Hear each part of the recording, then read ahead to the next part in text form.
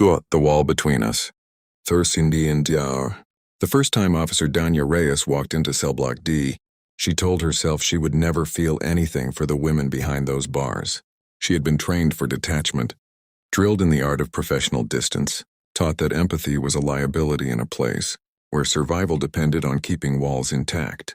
But nobody warned her about Maya Voss, the woman sitting alone at the corner table in the common room, reading a worn copy of Pablo Neruda's love poems with a quietness so profound it seemed to exist in a different world entirely from the noise and fluorescence and sorrow surrounding her.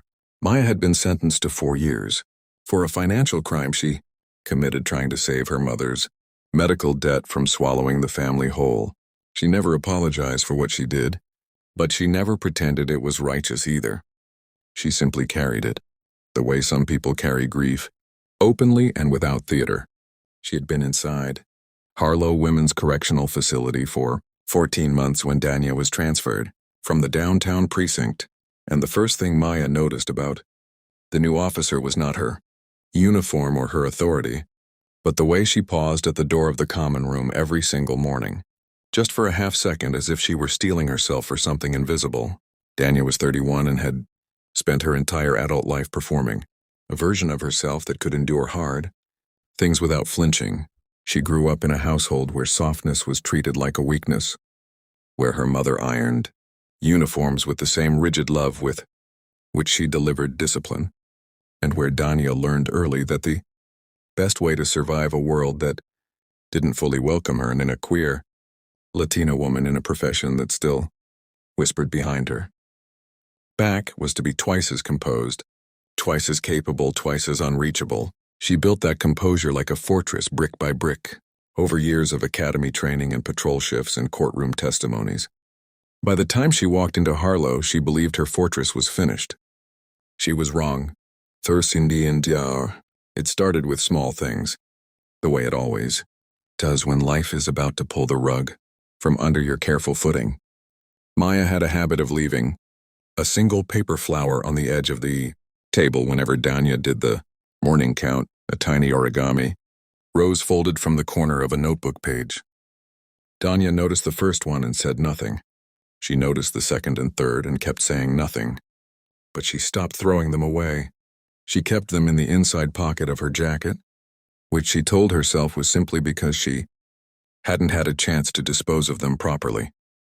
The fourth one she found on a Tuesday after a particularly brutal shift, during which she'd had to break up a violent confrontation between 2 inmates and had come out of it with a bruised forearm and a silence she couldn't shake. She held that tiny paper flower in her palm for a long moment in the empty hallway, and something in her chest moved, not broke but shifted, like furniture rearranged in a room that had been closed for years. She began to notice everything about Maya.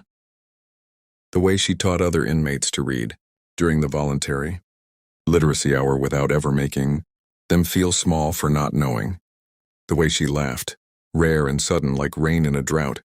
The way she never complained about the food or the cold showers or the lights that buzzed incessantly above every room, though Dania could see in her eyes that she felt it all. Maya was not made for this place, and yet she had found a way to grow inside it.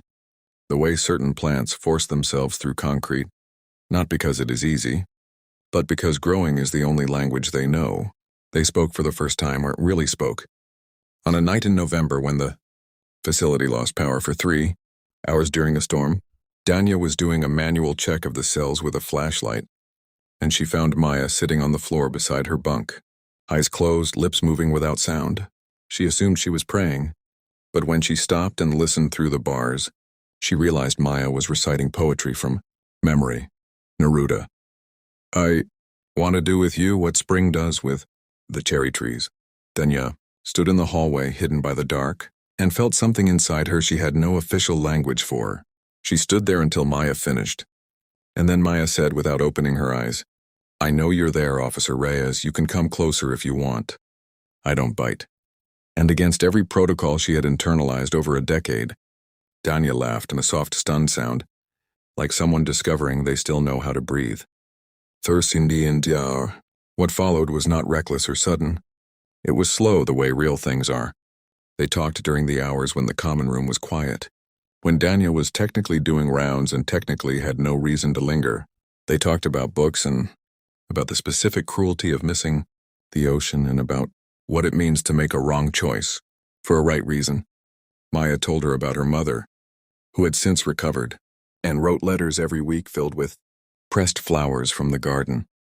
Dania told Maya things she had never told anyone, about the loneliness of being the strong one, about the weight of a uniform that sometimes felt like it was wearing her, about the woman she had loved 6 years ago who left because Dania didn't know how to let herself be loved back. Maya listened without fixing, without offering solutions, which was the most extraordinary thing anyone had ever done for Dania Reyes, who had spent her whole life surrounded by people who wanted to solve her like a problem. The rules were not absent from Dania's mind. They lived there permanently, loud and fluorescent as the lights above every room in Harlow. She knew what she was doing existed, in a space that the institution would not forgive. She was an officer. Maya was an inmate. The power differential alone was enough to make any connection suspect. And Dania spent many sleepless nights interrogating herself, asking whether what she felt was real or whether it was the manufactured intimacy of a confined space. Whether she was projecting or escaping or simply unraveling, she was rigorous about this in a way that cost her. She kept her physical distance. She never touched Maya, not even in the casual ways that were technically permissible. She did not write her name down in any unofficial way. She held every feeling at arm's length and examined it under the harshest light she could find, because she knew that the only way what she felt could mean anything was if it could survive that examination. It did. The crisis came, as crises do, without warning. 7 months after Dania's transfer, Maya was attacked in the yard by an inmate who had been carrying a grudge over a perceived slight that had nothing to do with Maya and everything to do with the random violence that accumulates in places where people are stripped of autonomy. Dania was across the yard when it happened, and she moved before she had finished deciding to move, crossing the distance in seconds, her training overriding everything except the singular, crystalline fact that Maya was hurt, and Dania could not be anywhere other than between her and further harm. She got Maya to the medical unit, and she sat outside the door for 2 hours after her shift ended, still in her uniform, unable to make her body leave.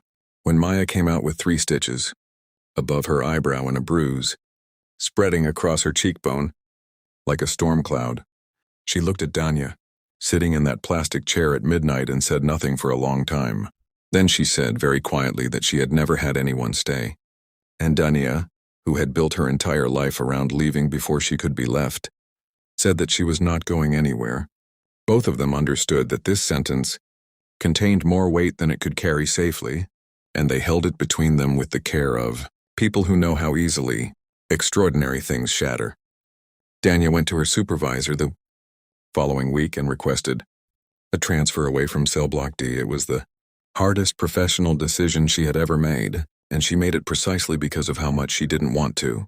She understood that the only ethical way to honor what existed between her and Maya was to remove the institutional imbalance. First, to stop being her officer, before she allowed herself to be anything else. Her supervisor, a woman who had seen enough of humanity to recognize integrity when it stood in front of her, approved the transfer without asking questions that didn't need to be asked. Maya was released 14 months later, on a Thursday in early spring, when the light was still new and the air tasted like beginning. She walked out of Harlow with a canvas bag, her mother's letters, and a collection of paper flowers she had kept in a shoebox under her bunk. Every single one she had folded, minus the ones she had given away, minus the 4 she had left on Dania's table in the early weeks, before she knew what she was doing. Standing at the gate, she found a woman leaning against a blue car with her jacket collar turned up against the wind, and the woman was not wearing a uniform, and her hands were in her pockets, and she was looking at Maya the way people look at things they spent a long time being afraid to want. They stood in the parking lot and didn't say anything for a while, because sometimes the words that matter most don't fit in the mouth comfortably. The first time. Then Maya smiled, that rare, sudden rain in a drought smile, and Dania felt her fortress do the thing she had spent 31 years preventing. It didn't collapse, it opened, like a door that had always been there, that had simply been waiting for someone who knew how to knock. Their love was not a fairy tale. It was complicated and carefully built and full of conversations about power and history and the ways that institutions leave their fingerprints on people even after the gates close. There were hard nights and harder silences and moments when both of them had to choose each other again from scratch. But choosing is not a failure of love. It is the practice of it. And Dania and Maya practiced it with the same devotion that Maya brought to her poetry and Dania brought to the people she protected, which is to say, completely, and with their whole trembling, imperfect hearts. If this story moved something in you, if you have ever loved someone across an impossible distance, or stayed when staying was the hardest and truest thing you could do, or believed that something real can grow even in the most unlikely of places, then this story was made for you. If they believe in kindness, in the kind of love that doesn't look away, and in stories that remind us that walls, no matter how thick, were never a match for the human heart. Please give this video a like and share it with someone who needs to believe in love today. Your support means more than you know, and it helps these stories reach the people who need them most. Before we go, we want to hear from you in the comments and tell us, have you ever loved someone that the world said you shouldn't? Have you ever stayed when everything told you to leave?